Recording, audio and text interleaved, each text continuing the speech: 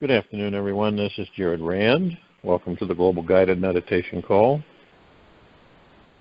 for Friday, August 18, 2023, left 3:15 p.m. Eastern.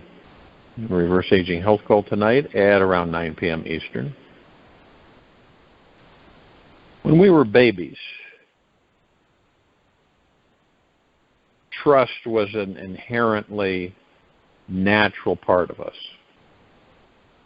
We had no reason not to trust. We were born to trust. And that's all we knew how to do with that as a baby. We did not know doubt or worry. The most primal parts of ourself always trusted what was happening and knew that everything was perfect.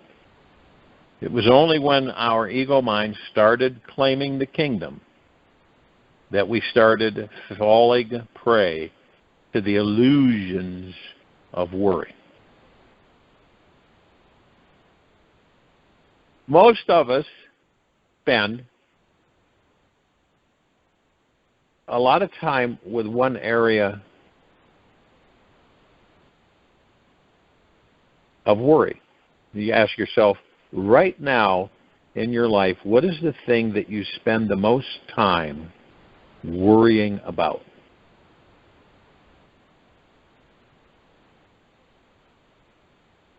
Now, each time you find yourself worrying about this particular issue, simply notice where this experience is occurring between your ears and relax. Notice how perfect the present moment is and how there is really nothing to worry about. Be aware of the worry habit, yet don't buy into it. It is one of the most overlooked, destructive habits that leak our precious energy away from enjoying this life and living out our mission. What causes worry to happen in the first place is that the mind simply lacks mental discipline, intention, and focus. The mind simply lacks mental discipline, intention, and focus. Imagine that the worrying mindset is like a herd of animals, horses, whatever, running out of control in a small, tight corral. And the more undisciplined these horses are, the more frustrated they become in the corral.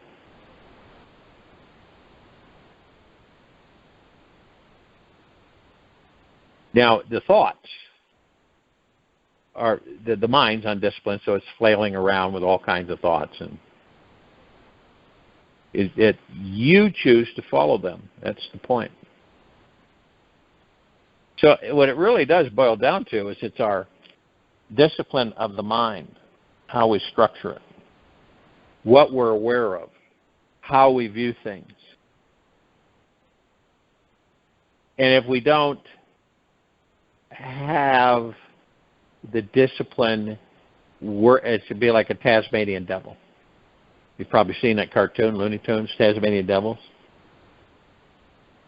And flailing around everywhere, which way but loose. These are the thoughts. This is the mind just absolutely spewing all this stuff everywhere. When you worry, you know one thing. This is something that you should know. The ego mind is controlling you. When you worry, the ego mind is controlling you. The ego mind has mastered you in that particular area, and so you're doing its bidding. And now, especially on this planet, in the outer rim of the Milky Way galaxy, we have all kinds of things going in all kinds of directions, non-perpetually. And most of it is what? It's spun out of fear, which then instigates worry.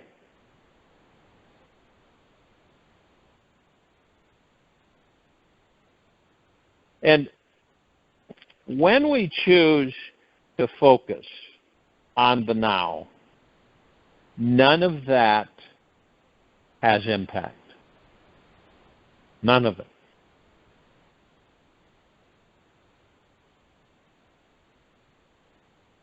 Now, have you ever watched something and you had the impression it was going to be good, like a movie would, or an event, and so you had those expectations. You go and you watch or view, and about maybe 15, 20 minutes in, you go, geez, I'm out of here. It's boring. Doesn't have my attention. I'm not interested in it. It's no different than what the mind brings in. You decide whether or not you want to participate. You're watching a movie and you don't like it, you leave. You're not going to watch it because, I paid money for it, so I'm going to watch it. You're going to leave. It's like all these movies that are playing simultaneously all at once in front of all of us all the time, just constantly. Then we take it to bed with us, and then it's just constant. And you say, I'm not interested in that.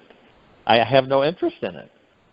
I'm not going to spend my time entertaining myself with this. I'm going to entertain myself with stuff that really is fruitful and in depth and satisfying and enjoyable. Why would you watch something that is not enjoyable? A lot of people do it. They do. They watch and gravitate towards things that are macabre and horrible and nasty and bad.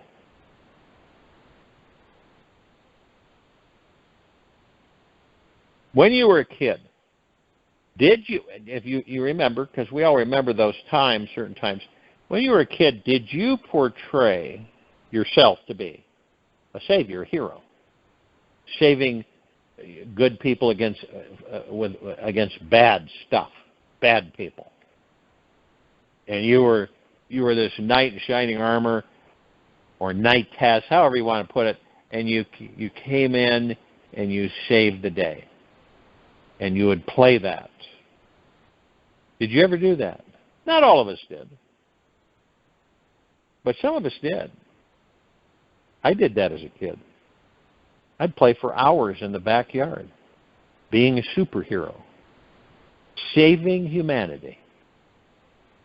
That's what I did. It was a lot of fun. And some of us do it. We did it as kids, and we're still doing it. Maybe not consciously, but we're still doing it.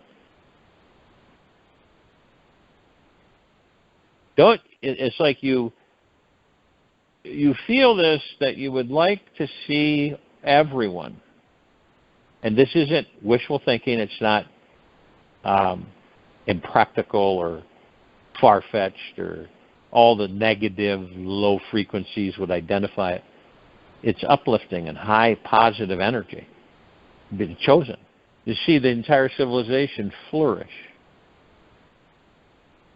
See the entire civilization wake up to its true roots in existence and who and what it is within the body.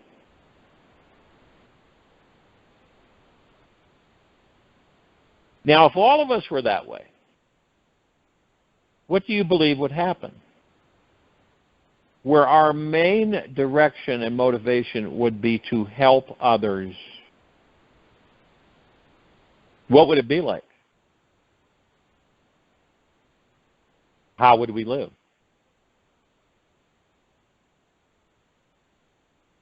when you've genuinely helped somebody, not through the ego mind, not through the head, but through the heart, and you genuinely help somebody, how do you feel? Well, you feel good, don't you? Feel nice, as if you had done it for you, because in some ways you have. When we're helping others, and we help, and this is in a way where it's not for gain. It's because we want to help other pieces of ourselves. And around this time of transition, that's a high frequency. That's not a low frequency. It's a high frequency. And the more you do it, the more you like it.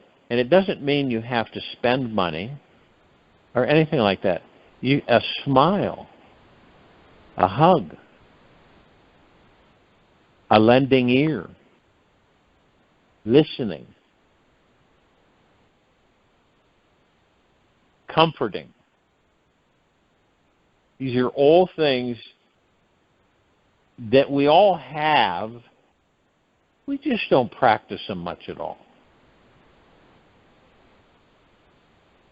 We're too wrapped up in the material physical life out there. But these are the true impactful things that bring us to deep understanding. It's one of the main reasons we're here, to help the pieces come back together. What that means is that an awakening, and people waking up and realizing who and what they are, and they're not the body, they're not the name, they're not any of that as we know, but who and what they are. Now, oftentimes, you may find yourself fearful of helping someone. You ever had that experience? Where you wanted to, but then the ego mind kicked in and talked you right out of it. And it isn't really, you kind of feel a little maybe guilty because you didn't. And then you make the statement, a lot of us have made this statement, I wish I would have helped them when I had the opportunity to help them. It would have made a big difference in their life, which means that they have left the body.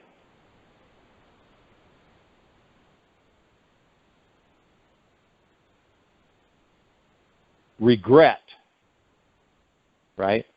How often have you been regretful that you didn't say something when it was appropriate, or when you were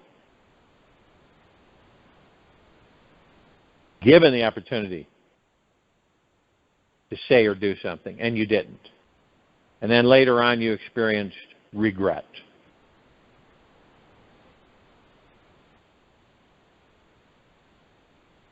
It's like, why didn't I help that person? I don't know why I didn't help that person. Wanted to, but I didn't.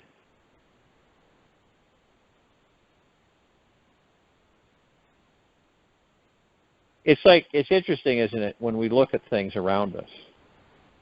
And we see those whose bodies have aged, of course.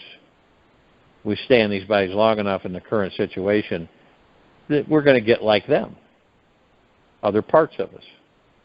So you see people that can't leave their homes, and you see they can't leave their apartments, and they're just, they don't care to be in a home, that they want to be in their own space and place. But it's hard for them to get around, take care of themselves, and so people do that for them.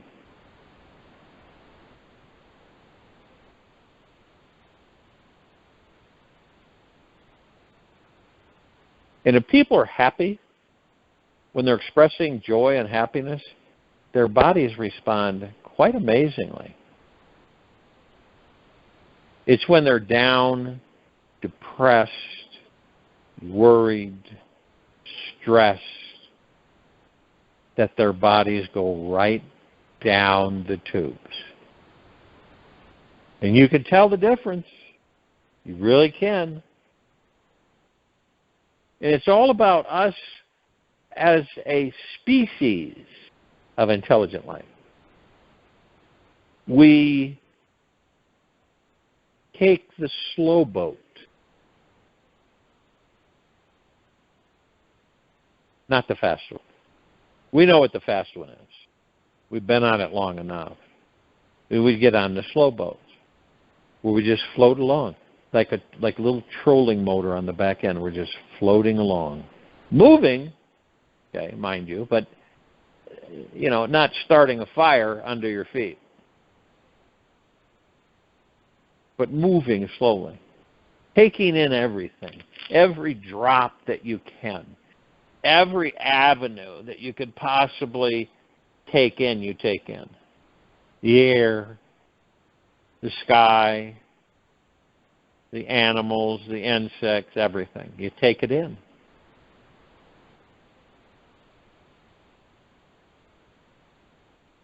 Now, I always remind myself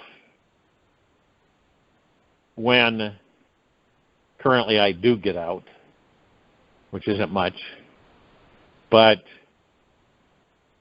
I see that anything that comes along, and I'm deeply grateful for it. Rain, mountains, the trees, the people, in that mode of gratitude.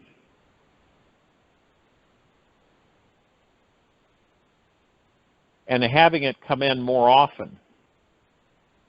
There was a time where I was in a hurry all the time, always in a hurry, got to get this done, got to get that done. There was a time everything had to be in order, everything had to be in place, everything had to be perfect. I said perfect, when it already was. No matter what we interpret, everything is always perfect. And then I started to slow down. And I said, well, I'm going to try. I'm not going to try to slow down. I'm going to slow down. It's one of these people that used to, you have a pot of coffee, and I mean, it'd be gone in a matter of an hour. And not only that, I'd have one cigarette in the ashtray and another cigarette in my mouth. I mean, I'd have one burning and I'd light another one. I was a Tasmanian devil. I was always on the go, always doing something, always having to get things done. It was absolutely an obsession. It was highly stressful. It was very negating to my energy field. I was always worrying, always stressing, always fearing by being in such a hurry. And when that clock, I'd look at that clock, and that boy's getting, and I'm going to be late, and I'd be all frustrated, stressed out. But when I started slowing down by my own choice, no one told me to or anything, and so I just started slowing down. I took the day only in the moment.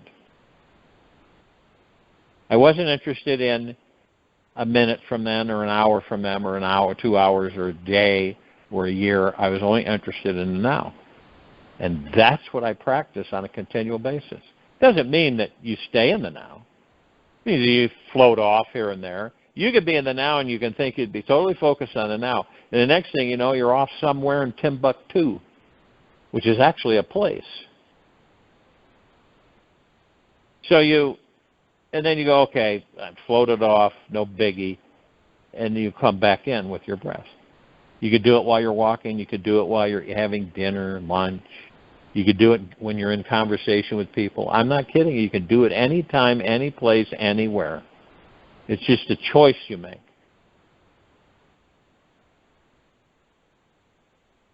Is there anything that you can complain about? I ask myself, is there anything you can complain about? And if so, why? When everything is perfect. and you're in deep gratitude, how could there be anything? And it just floods out. It just leaves.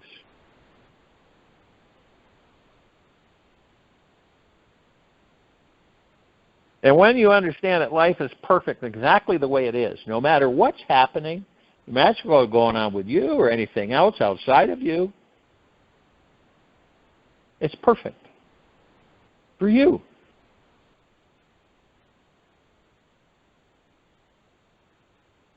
And you look, and then there's times where you go off, you get irritated because of the fact that things aren't happening the way you want them to happen. And you realize it's all in the hands of the universe. You've already put that out, and that's it, period, let it go.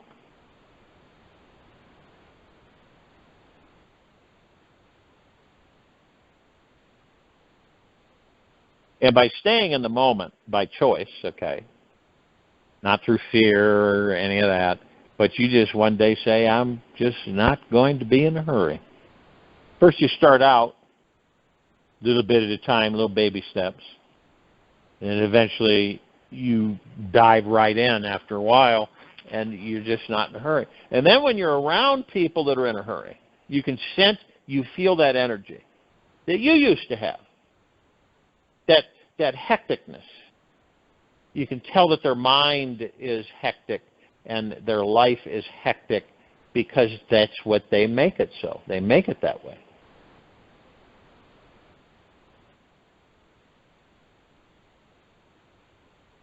And then when you say to people, slow down, slow down, slow down. What for? Slow down? Heck, I got to speed up. I got so much to do.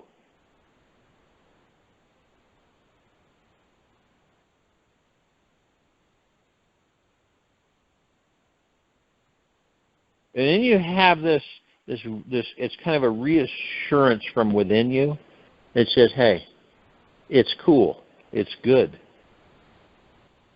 It's always like, got to get it done, got to get it done, got to get it done. I want it done when I want it done. How often does that happen? When you want something done, you want it done then and now.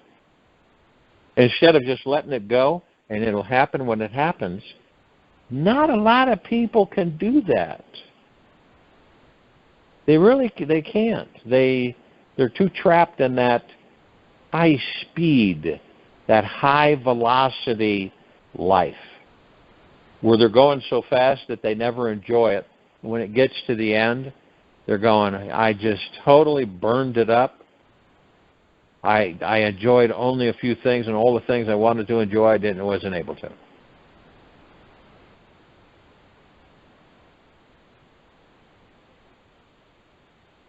Strange, isn't it?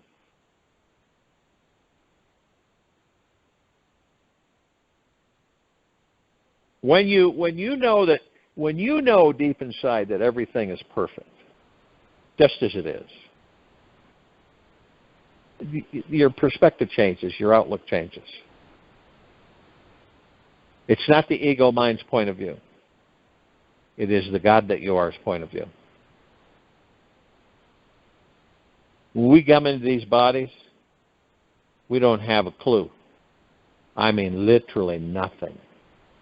We're completely void of stress, worry, fear, anxiety, everything, all of it. We have no clue about any of it.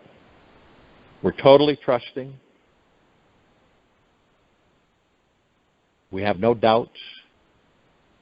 None, zero. Where does it come from? If that's the case, why aren't we that way when we are quote-unquote adults? Isn't it amazing? So, in a way, some of us will strive to be the baby's perspective again, where there is no fear, there is no ego mind developed yet. Now, you grow a little bit more, you put your hand on a hot stove. Then there's fear is created there. So you fear the hot stove from that point forward. You know better that your pain has taught you a lesson. That thing right there, that white, whatever color that, you know, adults are using to make things that have aromas, is you don't put your hand in there. You don't put it in the flame, and you don't put it on the surface of an electric oven, because it burned the crap out of you. We are, as children, as babies, we are the most vulnerable intelligent life form. Babies. They can't do anything for themselves. They're totally helpless. And the mother nurtures. And the parents build, and then, of course, the body matures and, you know, gains personality, character, name.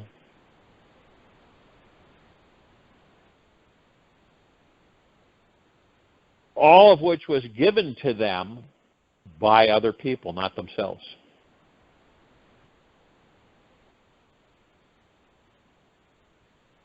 And we have, it's really strange, because we don't think about that. We don't address that. It's like the corporate system in this country that is now dead, but when it was operational, it gave you a dozen different names. And you didn't even know you had those names because they weren't yours. They didn't identify you.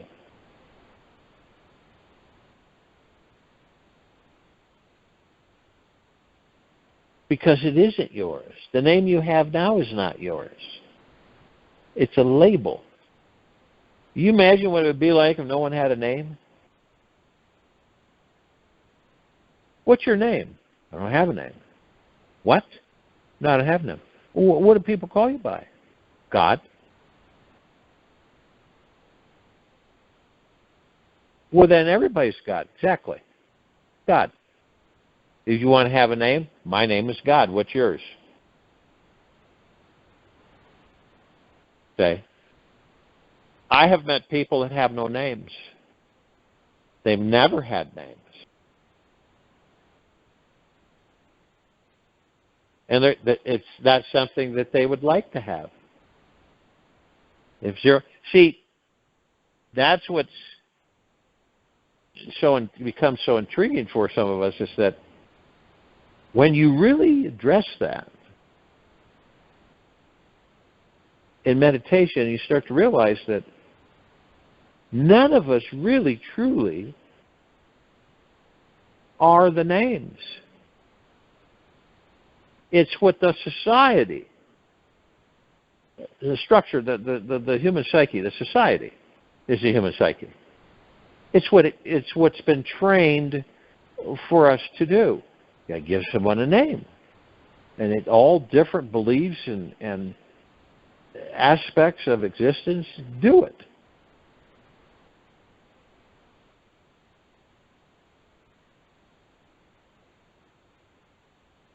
It's like, okay, you have been deemed to carry the name Bill, and your name now from this point forward is Bill.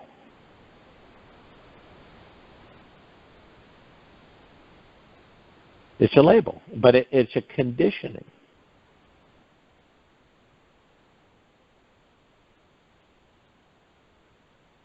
And when you really understand that, it starts to unfold and drop away. Imagine what it would be like on this planet if no one had a name.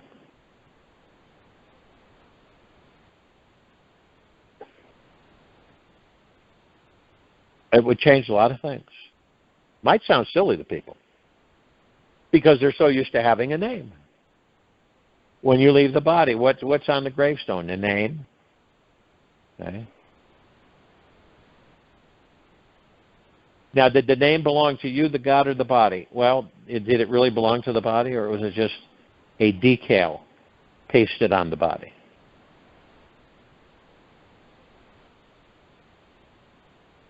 These are all things that you begin to unravel when you understand that you are the master and commander of your life.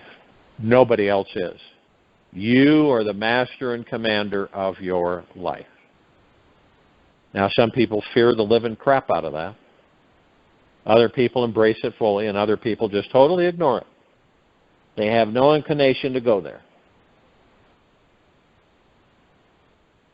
And what's that about? These are things that we automatically carry with us without real interpretation from the gods within us to understand what it's all about. I'm a god in a physical form, and I'm here to enjoy that physical form, that life.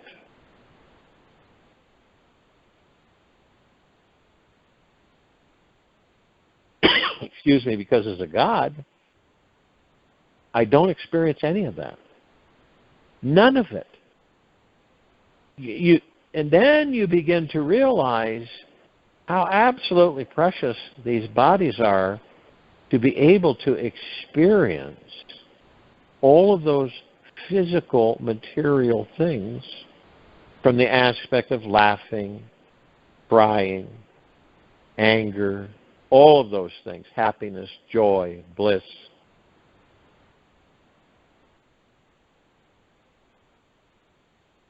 Eating ice cream. I mean, it goes on and on and on. These are things that we literally take for granted. We take them for granted. All of us have done it. We take a lot of things for granted because we don't know any better.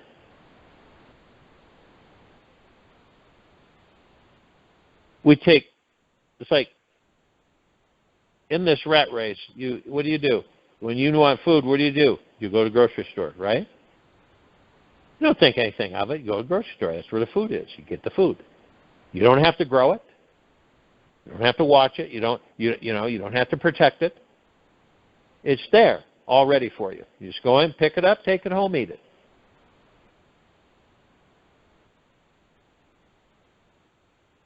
Now, when you actually are growing your own food, and when you're working a land, and you're growing that food, and you're harvesting it, and preparing it, so you eat it. But see, then you appreciate it a whole heck of a lot more than it just being there. You go and buy it.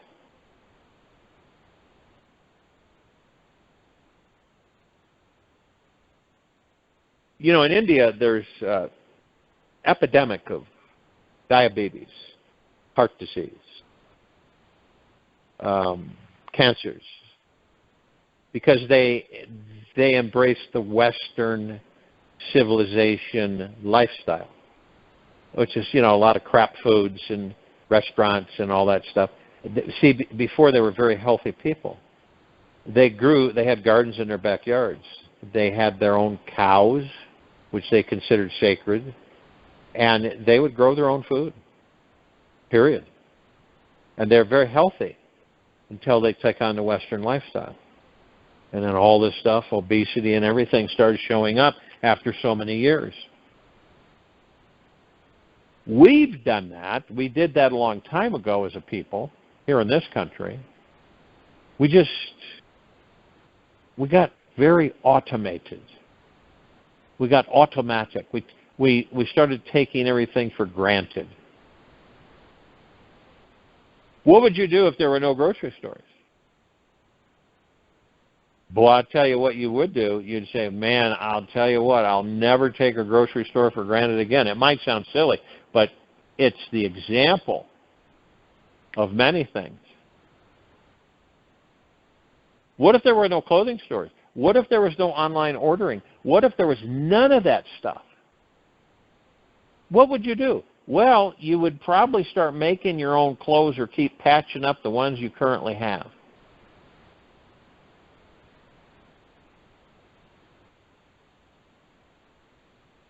We walk around in what? For most of us, all of us, we don't go barefooted, do we? No. We're used to being, as the society dictates, we're used to being told to wear shoes, rubber-soled shoes. So we walk around, our feet are always covered, and we don't have any of the earthly properties that we once had entering our bodies. They're being blocked constantly. We don't earth. We don't embrace the planet. The planet's full of energy, full of healing energy. But we don't do that because, ooh, it's icky. Ooh, no, I'm not going to do that. I'm not going to carve a hole out in the earth and lay in it. The bugs in the, oh, I can't do that. And the nude, not going to do that. Okay? It's called domesticated, to overly so. The civilization of the planet is overly domesticated. So its abilities to provide for itself are slim and far between.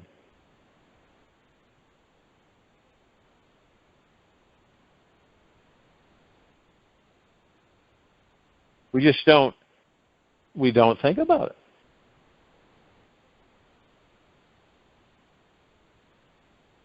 Some people have never, ever, ever worked a day in their lives.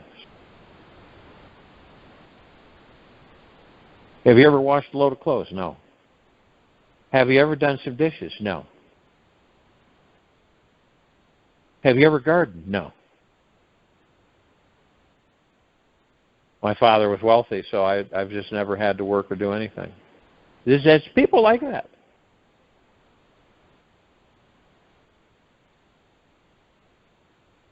And, it's true. I mean, they wear a set of clothes once, they throw them out. Just like you would a paper towel. Use it once, throw it out. And then there's others, of course, as we know, that are constantly working. Never stop working. They work right to the point where they're out of the body. You got all of us on this planet, and many of us don't interact with each other. We don't. We're fearful of interacting with each other. You could have a neighbor for 20 years and you don't even know their name. Do you know your next door neighbor's first name? No, I think it's Bob or Al or something. No, I never really gave it any thought. We just kind of wave at each other. That's about it. We don't get involved in each other's lives. We just mind our own business.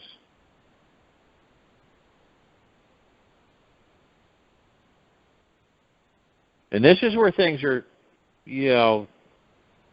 on a very, it's like a tightrope.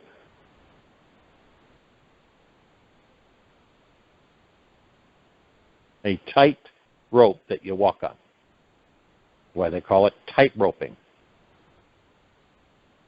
So in the quiet time of this meditation, things that you normally wouldn't look at in the now and be grateful for, because a lot of people say, well, that's trivial. Why be grateful for that? It's so minuscule. It's small. Nothing. But in the quiet time, when you focus on your breath, you go in the now, and you listen to your breath,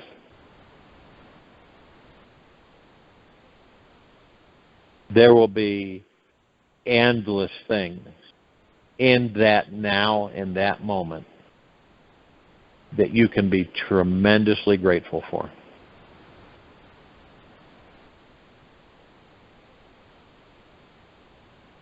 I'll join you in the meditation.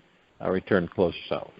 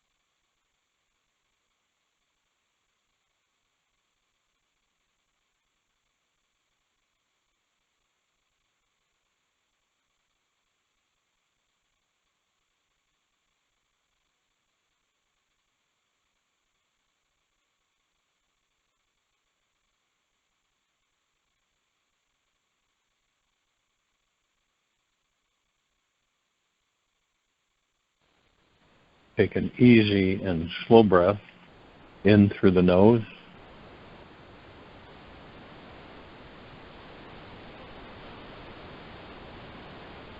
And an easy and slow breath out from the mouth. Remain still. Stop paying attention to the endless chatter from your mind. There is an endless source of stuff buried in your basement. Constantly listening to it is just creating unnecessary suffering. Look deeper behind this obsessive thinking machine and rest deeply into the silent master behind it all. Inside your heart is an infinite wellspring of healing presence waiting for you. Trust in this presence because it will bring you so much inner peace. Only within our deepest silence can we feel our real connection with divinity. It just takes a smidgen of courage and a dollop of rebelliousness to stop the runaway train of the mind. Take this with you for the rest of the day into the evening and night and the following morning. We will return here tonight on our Reverse Aging Health Call around 9 p.m. Eastern. And tomorrow, Saturday, August 19, 2023, 3:15 p.m. Eastern, to continue our global guided meditation call. Be gentle, kind, generous, humble with yourself at all times. Be in the highest of the highest high, deepest of the deepest, eternal gratitude at all times, no matter what's going on within or outside.